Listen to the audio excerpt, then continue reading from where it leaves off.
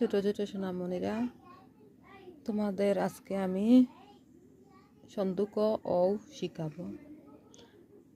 তো দেখো, প্রথম আমি তোমাদেরকে অ আ রস্বই দীর্ঘই রস্বই দীর্ঘ রি এ ওই আজকে আমি ছন্দ ক ও লিখব। ছন্দ ক কীভাবে লিখতে হয় দেখো। ছন্দ ক লিখতে হলে প্রথমে গোল একটি ডিম্ব দিতে হবে। এই ডিম্ব থেকে নিচের দিক দিয়ে নামিয়ে নিতে হবে।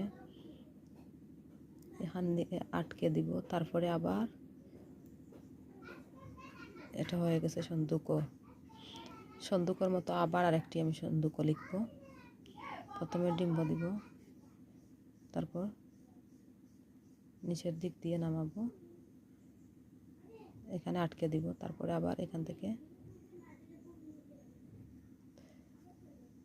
এখন ঠিক এখান থেকে ওইভাবে ওই যেমন দিয়েছিলাম এরকম দিব। আর প্রতিদিন লেখার পরে হাত ঘুরাবে এরকমভাবে।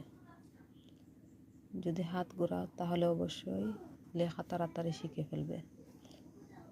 একটা লিখে তারপরে ওটার উপরে হাত প্রতিদিন শুধু ঘুরাবে, এমনিতেই পারবা।